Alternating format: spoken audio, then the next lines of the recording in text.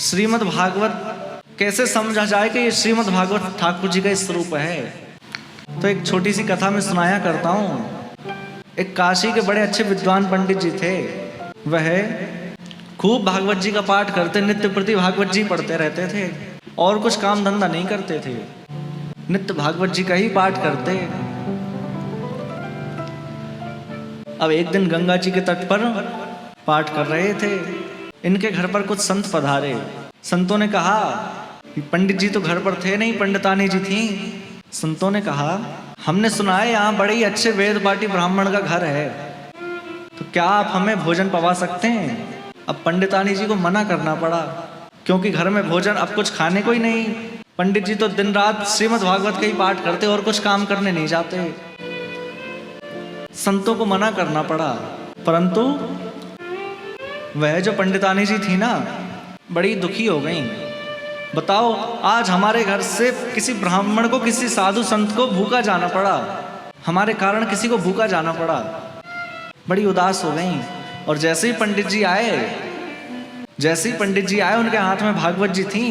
भागवत जी ली और सारे पन्ने फाड़ कर फेंक दिए। भागवत जी के सारे पन्ने फाड़ दिए। कहने लगी, दिन रात ये भागवत का ही पाठ करते रहते हो, क्या दिया इस भागवत ने। अरे आज हमारे घर से साधु संतों को भूखा जाना पड़ा, क्या दिया इस भागवत ने।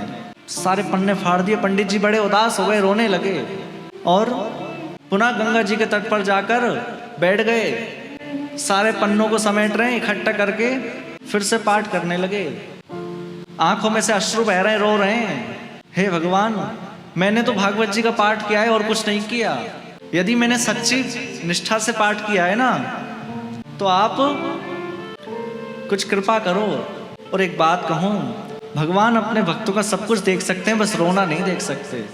जैसे ही वो रोने लगे तो क्या लीला हुई। पंडितानी जी घर पर थी। उन्होंने देखा द्वार पर एक छोटा सा बालक आया है, सिर पे टोकरी है, खूब सारा धन रखा है, खूब सारी मणियाँ रखी हैं, अमूल्य अमूल्य मणियाँ। पंडितानी जी ने पूछा, आप कौन है, कहाँ से आए हैं। उन्होंने कहा, मैं बोल नहीं सकता। इशारे से कहा, मैं बोल नहीं सकता, मुझे कुछ कागज ला कर दो, मैं लिख के बताऊंगा।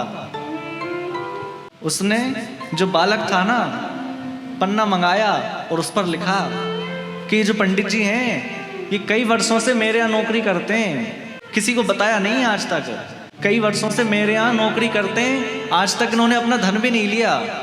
आज मुझे पता पड़ा कि इनको धन की बहुत आवश्यकता है, इसलिए मैं धन लेकर आ गया।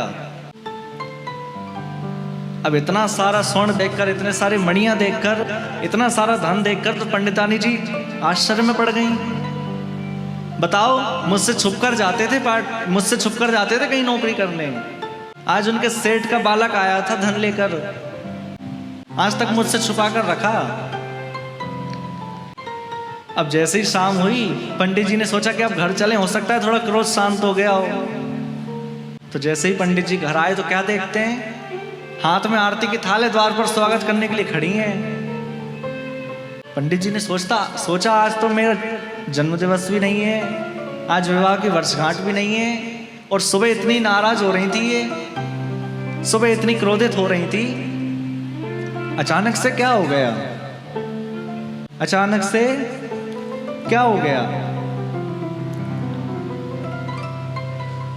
पूछा कि क्या बात है, सुबह तो आप इतनी क्रोधित हो रही थी।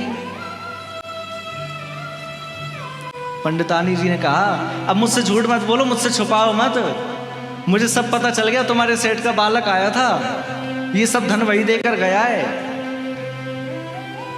पंडित जी कह रहे हैं, अरे मैं सच बोल रहा हूं, मैं किसी के नौकरी करने नहीं जाता। देवी, तुम तो जानती हो, मैं तो दिन रात भागवत ही पढ़ता रहता हूं, मैं कहीं थोड़ी जाता हूं। आरती उतार रही हैं। और एक बात और कहूं,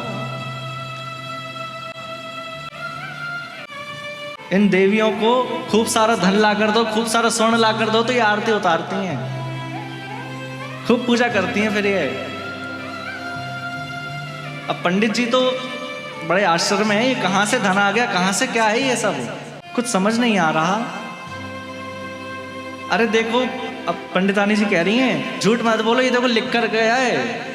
और जैसे ही देखा तो क्या देखा कि जो शब्द लिखे हैं ना, उन शब्दों के बीच में से ठाकुर जी का दर्शन हो रहा है। श्री कृष्ण की ही लेखन है वो। भगवान श्री कृष्ण ही बालक बनकर आए थे।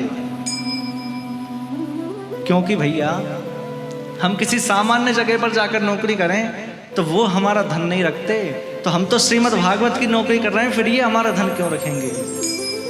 ये भी हमें कभी भूखा नहीं रहने देंगे।